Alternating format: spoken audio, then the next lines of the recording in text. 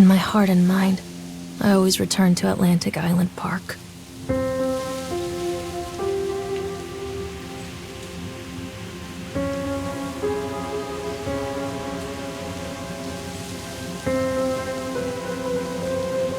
Where's Mr. Bear? I haven't seen Mr. Bear, Callum.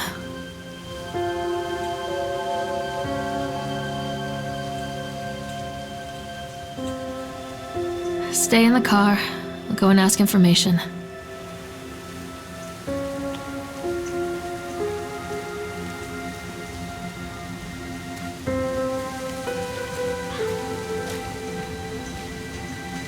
Attention, patrons. The park is now closed. Please make your way to the car park at your earliest convenience. Employees, prepare the park for shutdown. Callum was born the day this place opened. This is his favorite place in the world.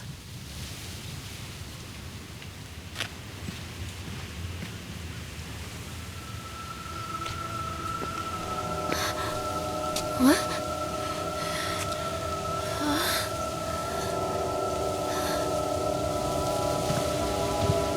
Hey, Lorraine. Lorraine! Don't blame yourself, Lorraine. People lose things all the time. Take a deep breath and think about the last place you saw your son's teddy bear. Hey, stop! I think your boy just ran into the park. I'll unlock the gates for you.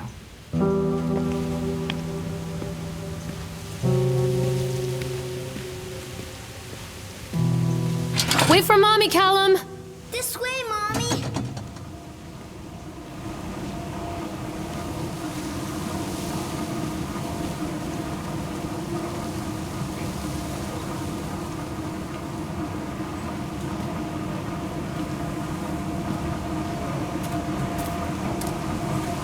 There's something special about the entrance to an amusement park. A line drawn between the real world and the world of whimsy within. On this side, the apathy of our everyday lives.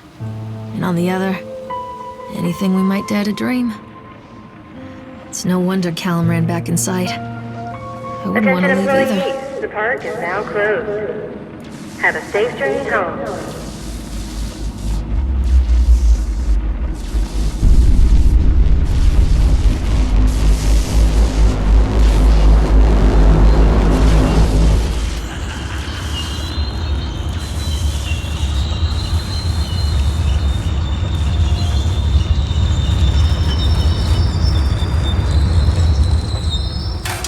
Oh God. The park. What happened here? You can't catch me.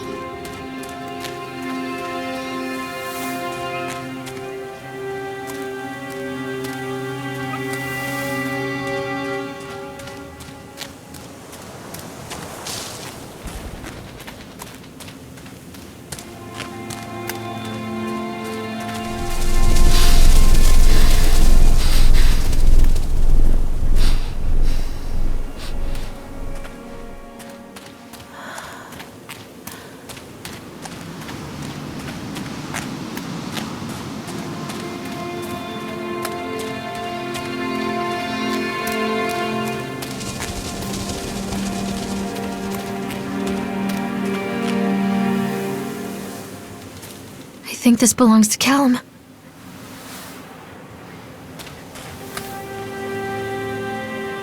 Chad the Chipmunk, huh? Just a drunk guy in a suit.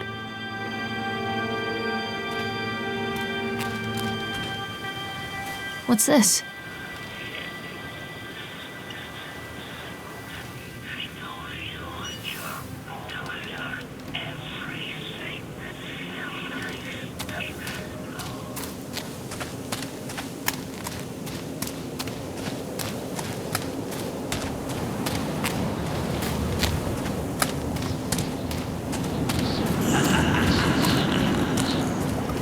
Callum, stay where you are!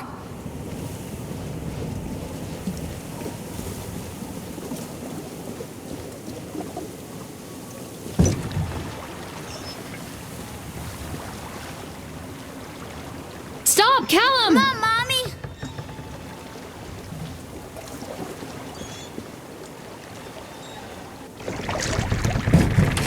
Callum?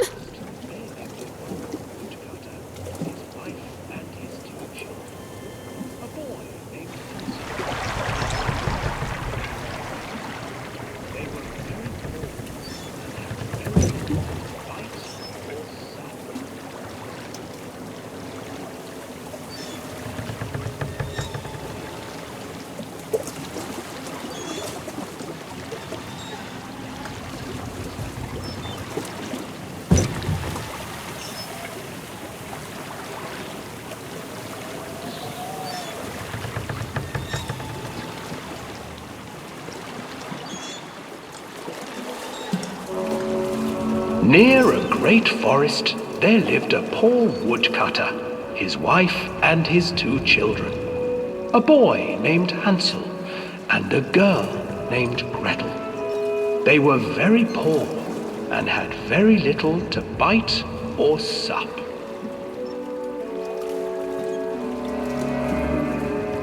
"What will become of us?"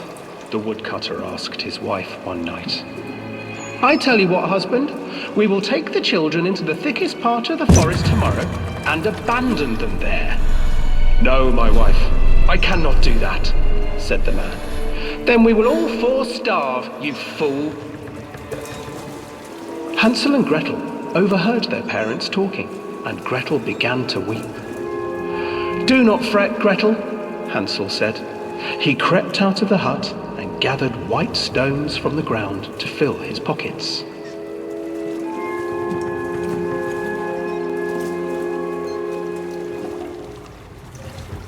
The next morning, the woodcutter leads the children into the forest. Before they leave, their mother gives them a slice of bread and warns them that they will get no more food that day.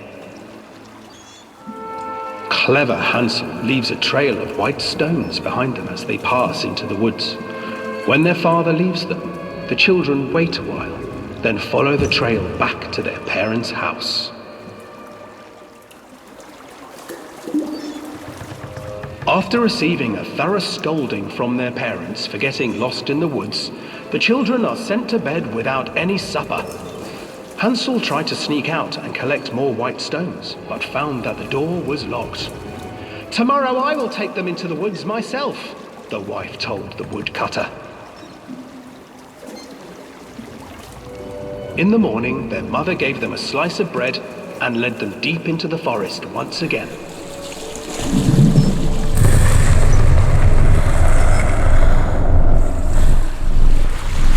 Hansel broke his bread into pieces and left a trail of breadcrumbs to lead them safely home. But hungry-eyed birds snatched up the breadcrumbs and his trail was destroyed.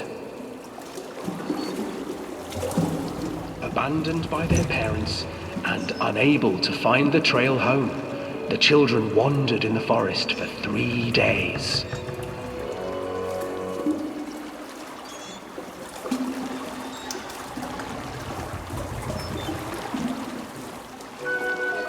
The children stumbled into a clearing with an exceedingly strange house. Its walls were made of gingerbread, and its windows were panes of clear sugar. Hansel, desperately hungry, ran forward and began to nibble on the walls.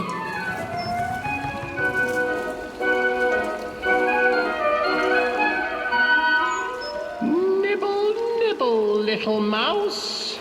Who's nibbling at my house?" An old woman emerged from the house, sniffing the air and peering around with cloudy eyes. "Oh, you dear children, who brought you here? Just come in and stay with me. No harm will come to you." But Hansel and Gretel stayed back, for the old woman reminded them of their cruel mother. "Come, children, don't be afraid. I have something for you." The old woman offered them 2 enormous lollipops. The children took them and began to eat. "You see, nothing to fear here. Come inside," the old woman urged, and the children, still licking their sweets, followed.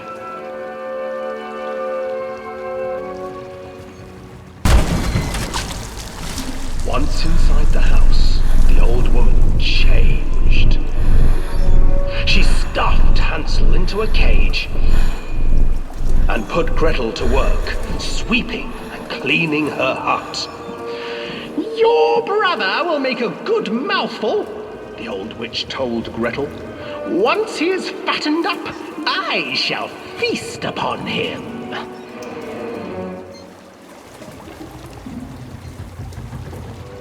Time passed, and poor Hansel refused to eat, fearing the day that the witch would eat him. The witch, for her part, grew impatient. "Today I will cook and eat your brother, Gretel.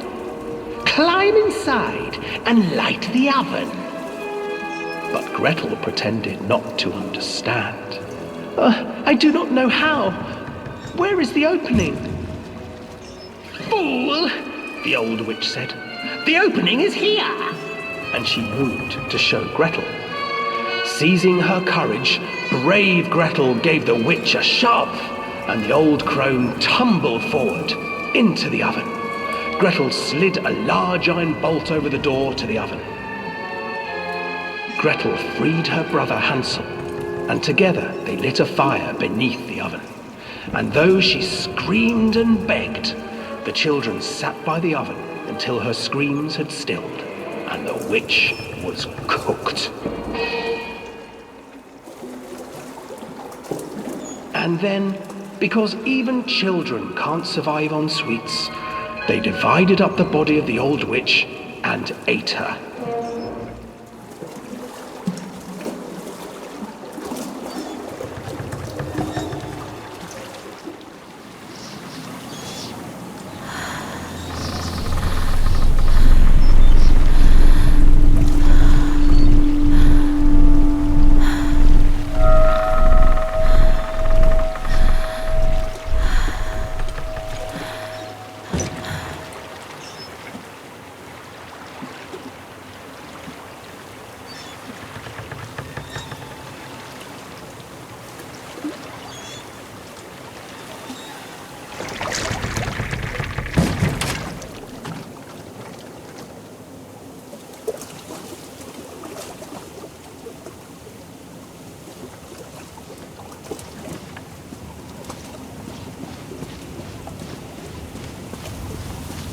Hansel and Gretel.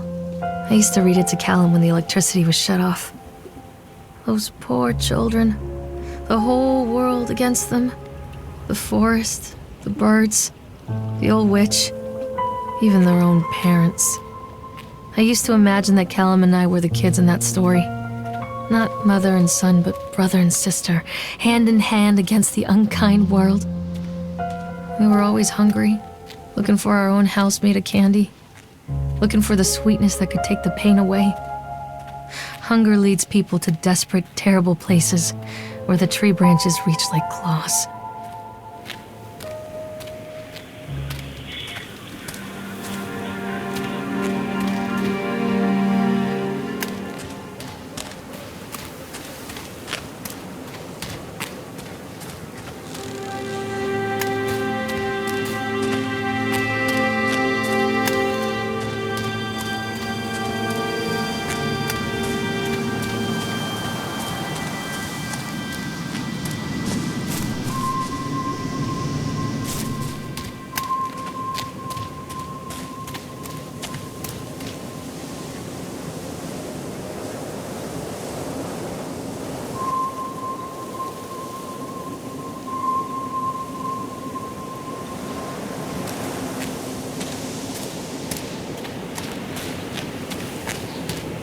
Too dark. I'm not going in there without a flashlight.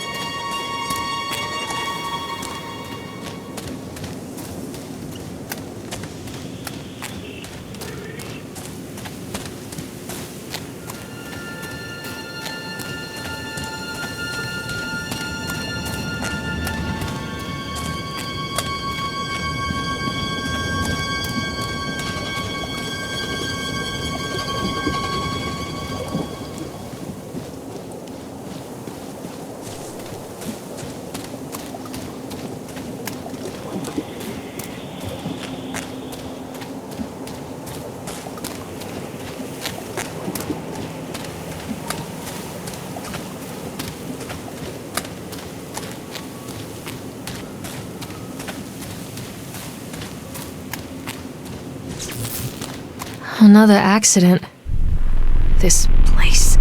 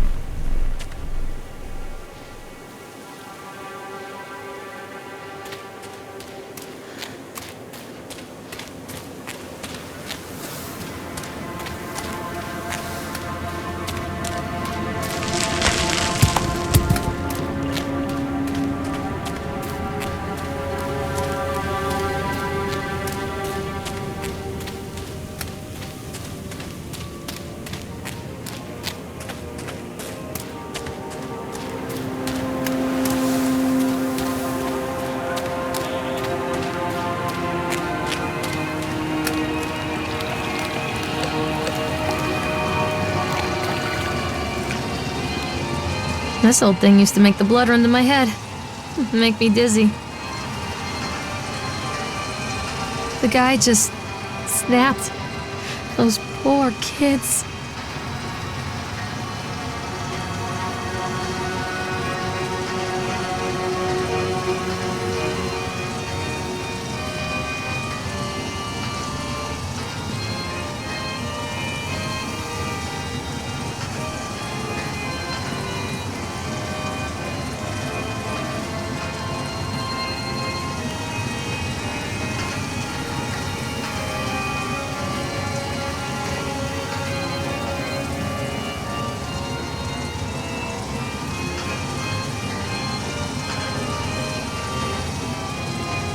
I can't get on while it's moving.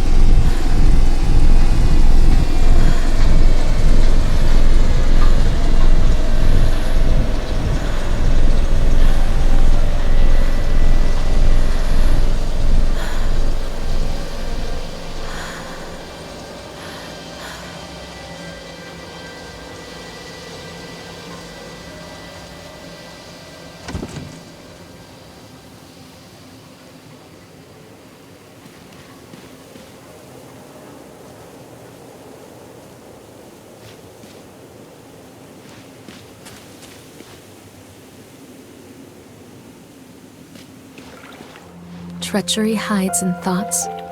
Treachery that lashes like a whip and scars our insides. The first time I saw Callum, my thoughts betrayed me. I looked down at this wrinkled, red, bawling thing and I thought, is that it? We build our world from expectations, and the world that I had built for Callum was no different. He was so real, so there, and so far from my expectations.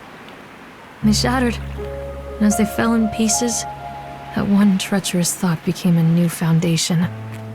All of the love that we shared, all of the warmth and goodness that followed, built on a single, traitorous thought.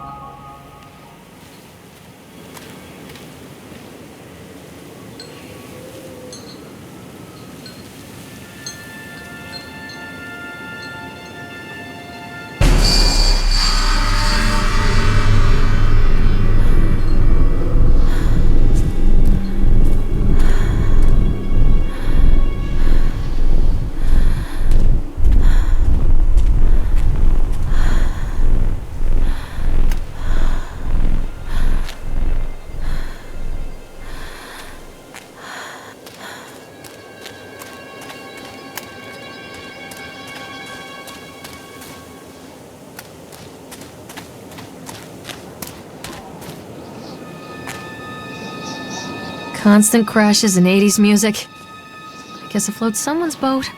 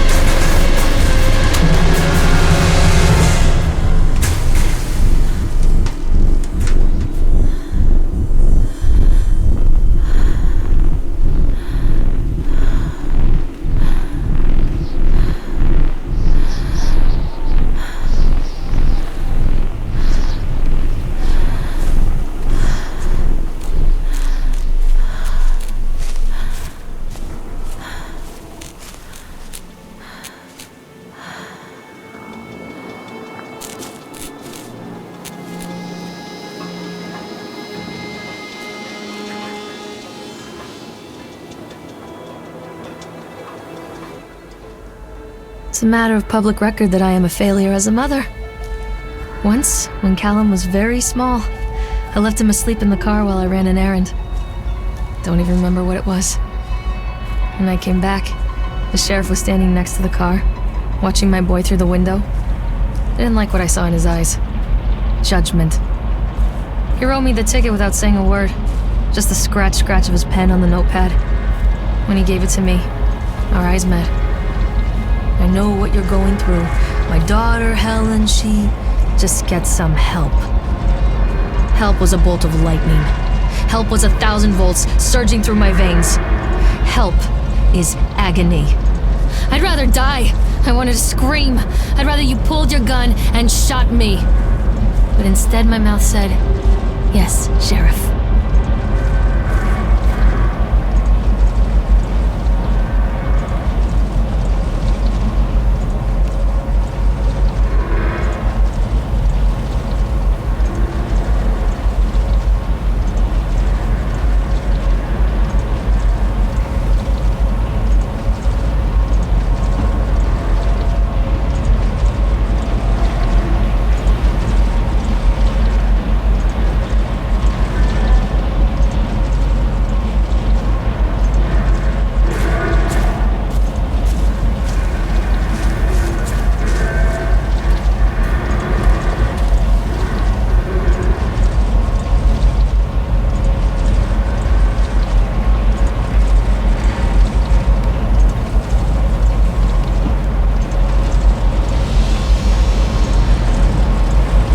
So they are going to close this place down.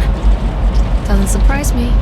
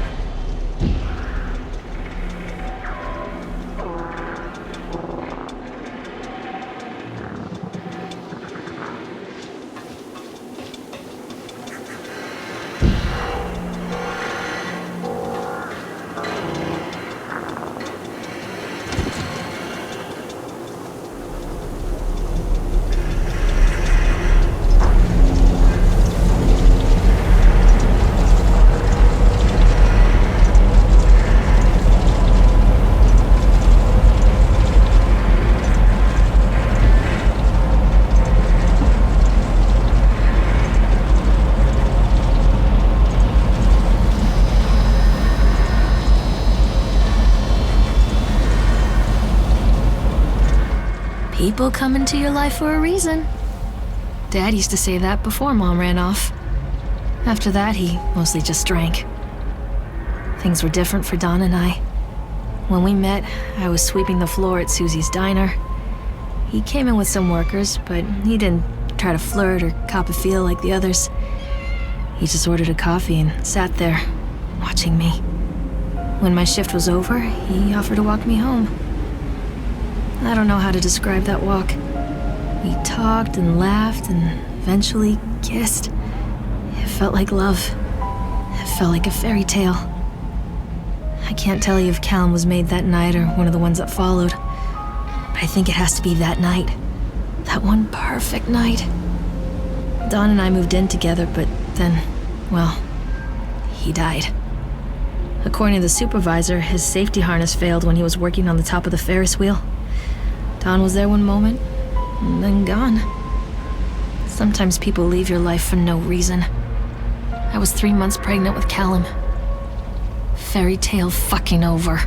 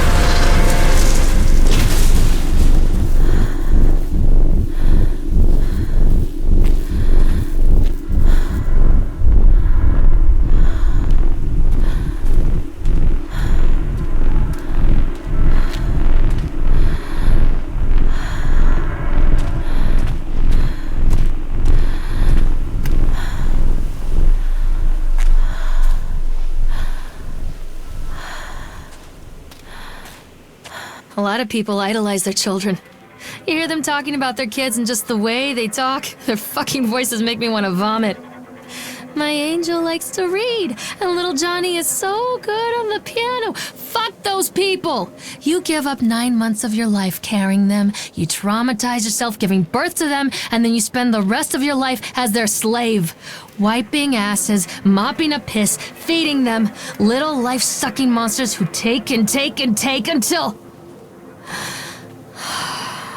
we all go insane. Any parent who pretends otherwise is just dishonest. That's called choice supportive bias. I am honest. Callum really grinds my gears, and he owes me everything. Everything. It'd serve the little fuck right if I just abandoned him.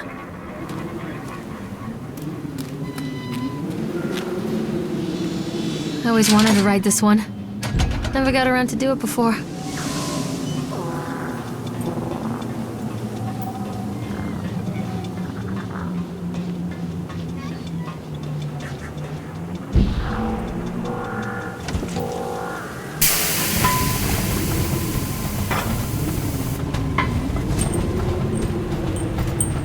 What do you want?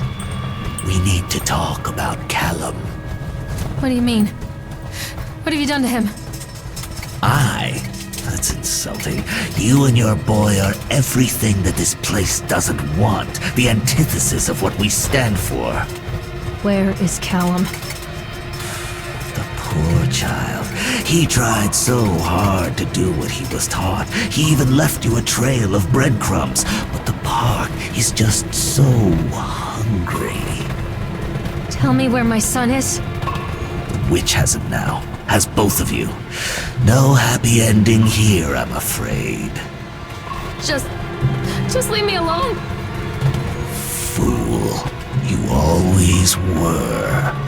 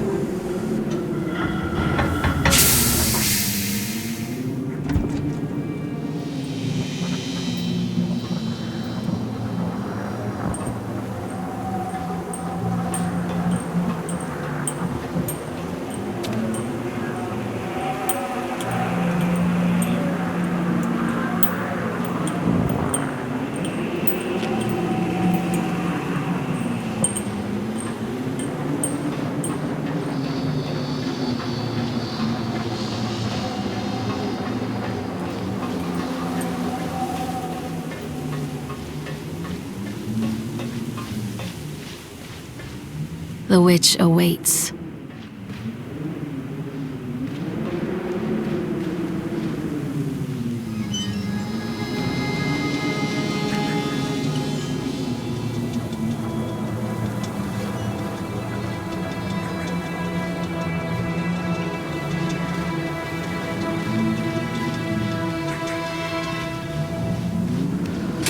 Callum has bruises on his arms, finger marks.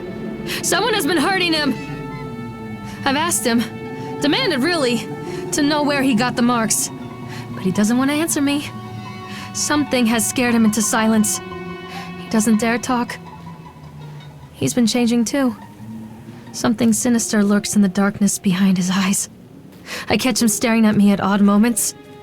In the night, he tosses and turns and cries out words that I cannot understand. When I try to soothe him, he snaps and bites at my fingers. I think he wants to talk to me. I think he wants to tell me. But they are watching him every minute of every day. They are whispering to him in his sleep, changing him. They are taking my baby away from me. I can save him. And there will be pain. But I love him, and in the end, he will understand why.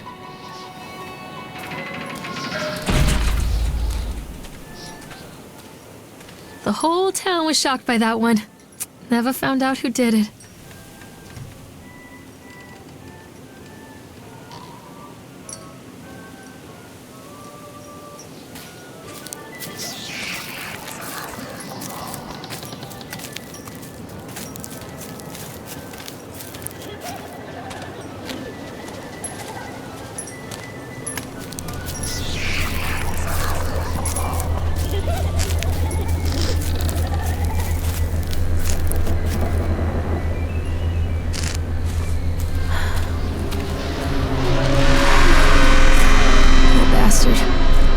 Who did this to him?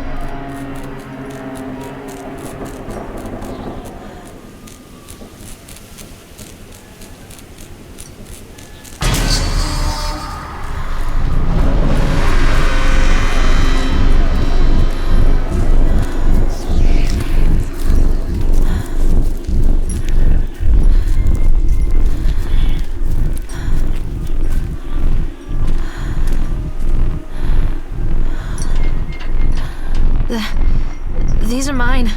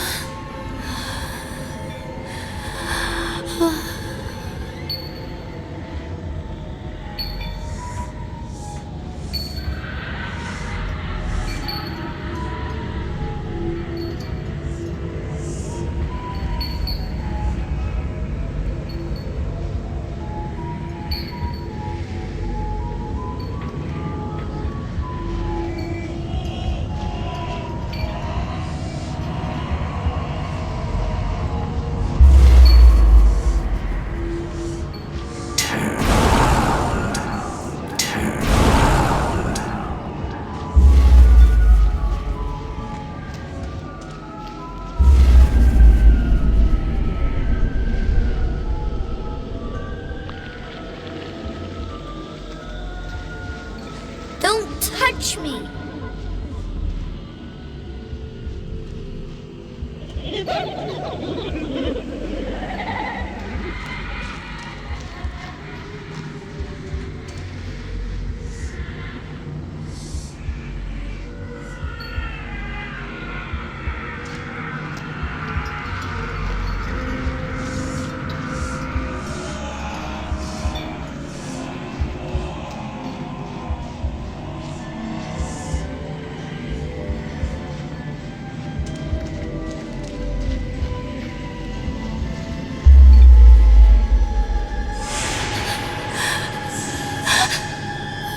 No.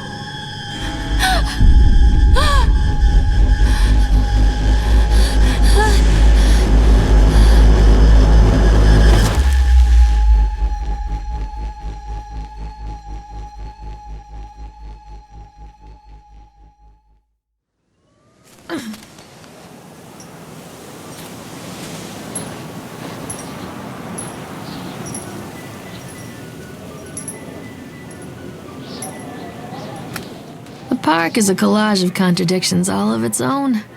Millions of people die every year in car crashes, and the park has little cars designed specifically to simulate that action. Hear the children scream with joy. In the sideshow alley, you can walk away with 15 cents worth of mass-produced Chinese teddy bears while a grinning carny pockets your hard-earned $5. And what secrets lie beneath the sullen waters of the lake? The tears of jilted lovers, the soiled condoms of illicit affairs, the clotted blood of the lonely suicide. And the face of the witch looms over it all. I've always despised her toothy grin and warty nose. I hate that sparkle in her weathered, watchful eyes. I think Callum is waiting for me. Inside.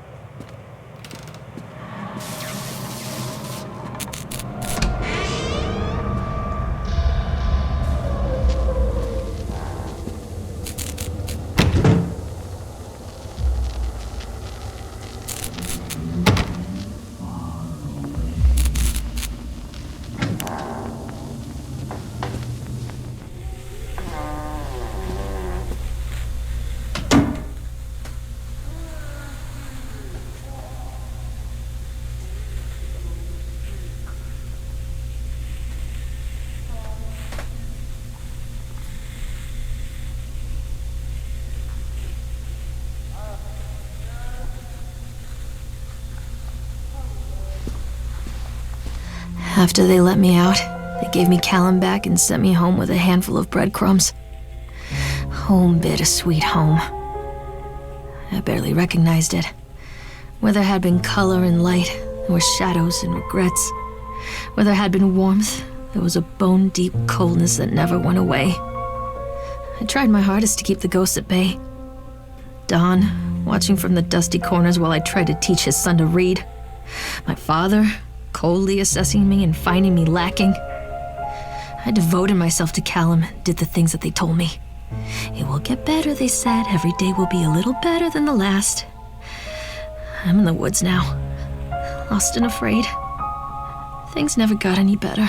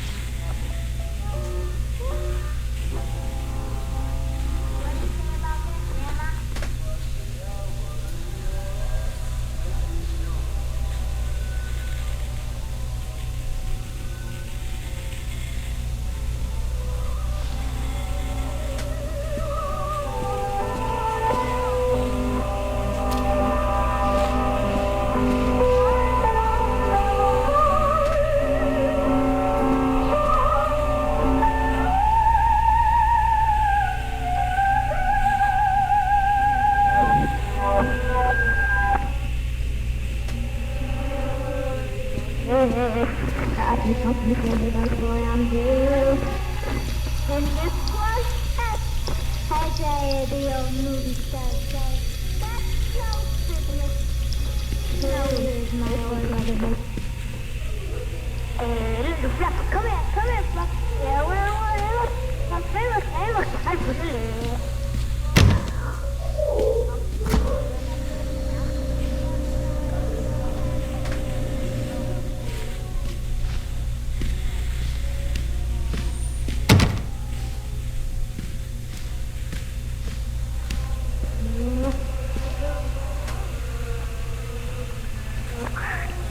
Hello.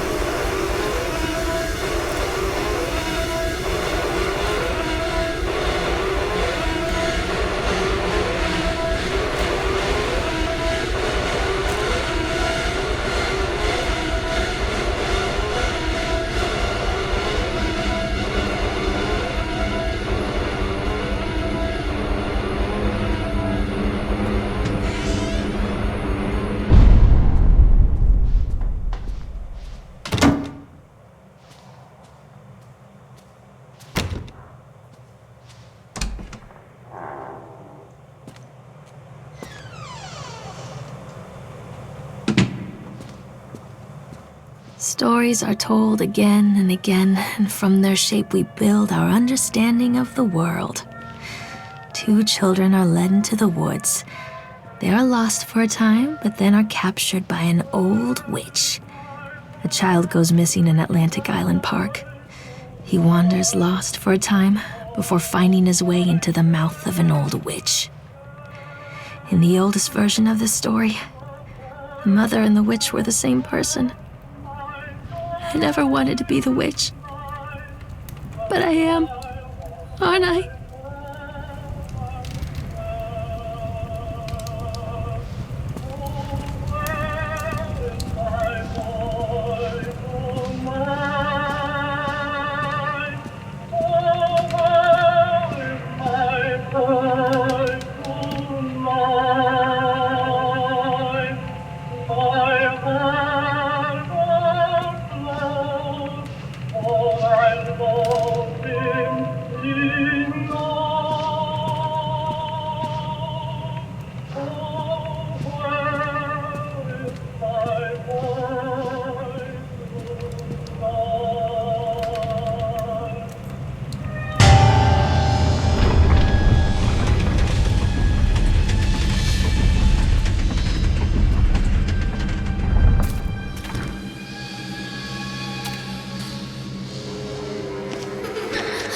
Callum? Callum?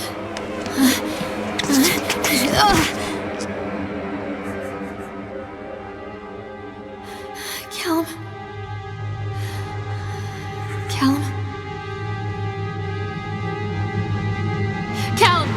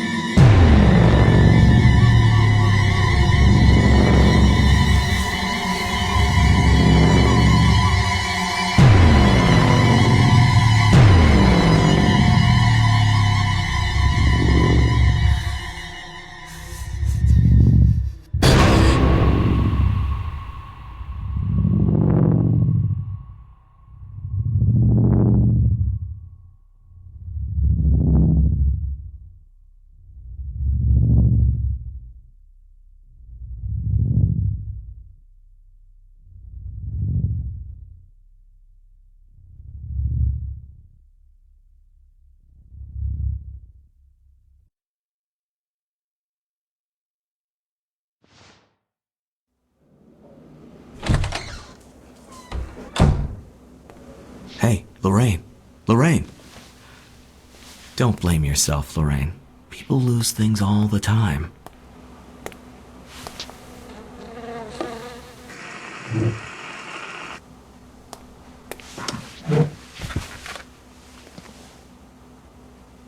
Take a deep breath and think about the last place you saw your son.